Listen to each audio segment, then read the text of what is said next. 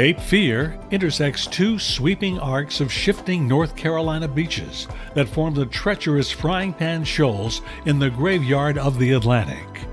Cape Fear's name dates to 1585, when crew members of Sir Richard Grenville's expedition to Roanoke Island feared their ship would wreck when trapped off the Cape.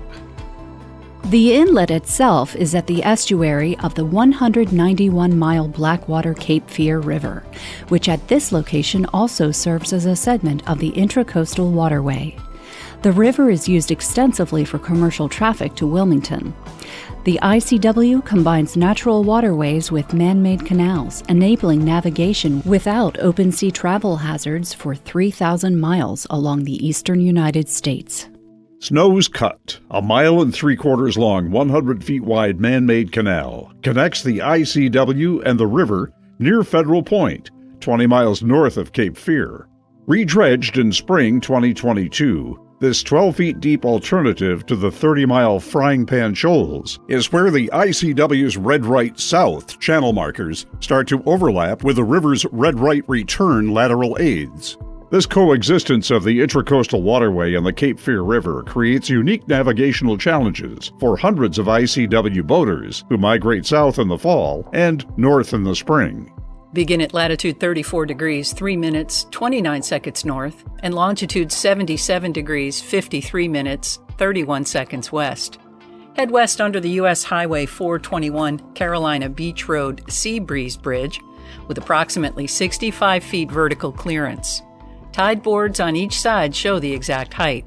Canal banks are eroding due to 2 knots of current with a tidal range of 6 feet.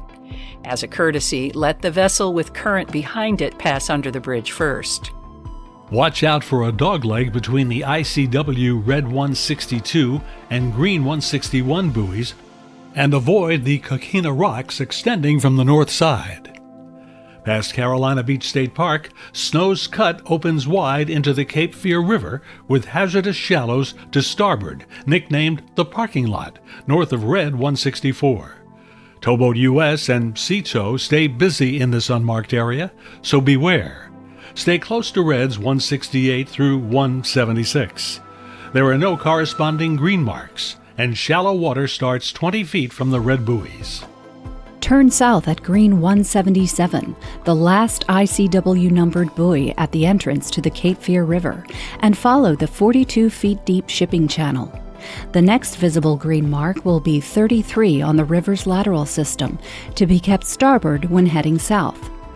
Numerically changing from 177 to 33 signals a change in navigation systems, almost as though markers switch sides for the 10-mile waterway to Cape Fear.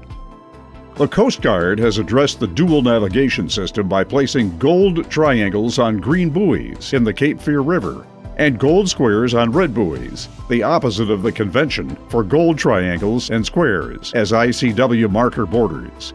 Head south, maintaining gold triangles on green buoys to your starboard and gold squares on red buoys to your port.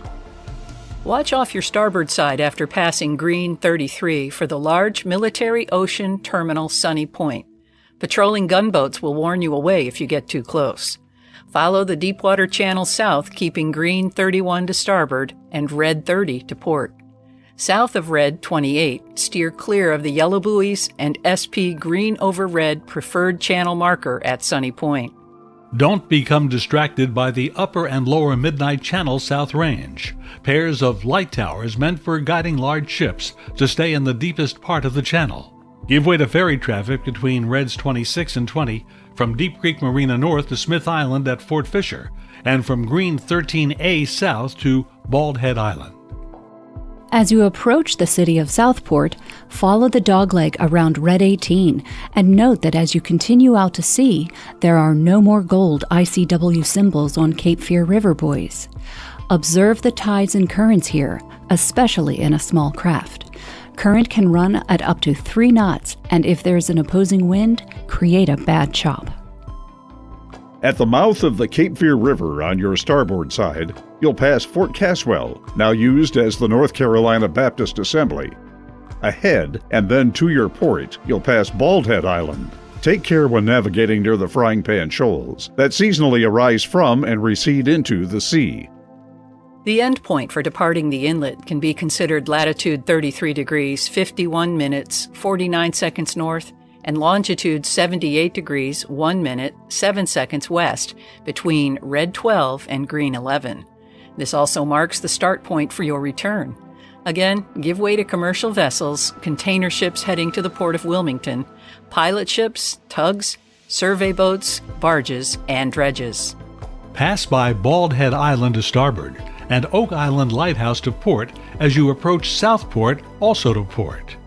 Proceeding north on the Cape Fear River, remember lateral river marks will now have unique gold squares and triangles on them to indicate you are also traveling on the ICW. As you continue north, keep a sharp lookout off to port for green 1S, red 2S, and the green and red preferred channel buoy marking the entrance to Sunny Point's restricted military zone. After green 27, look further north to find the correct lateral river marks, red 26 and green 29, coded with a gold square and triangle to show you're still on the ICW as well. Just after green 33, if you are heading up to Wilmington and the ports, continue straight between green 35 and red 36, Cape Fear River only marks without gold squares or triangles. To remain on the ICW, steer starboard to green 177, which marks your entrance to Snow's Cut. Green marks will now once again have gold squares and are to be kept to starboard, and red marks will once more have gold triangles and are to be kept to port. With planning, you can be prepared for the potentially confusing dual navigation system and other hazards that are unique to the Cape Fear Inlet as you approach from the ICW north above Snow's Cut and through the Cape Fear River.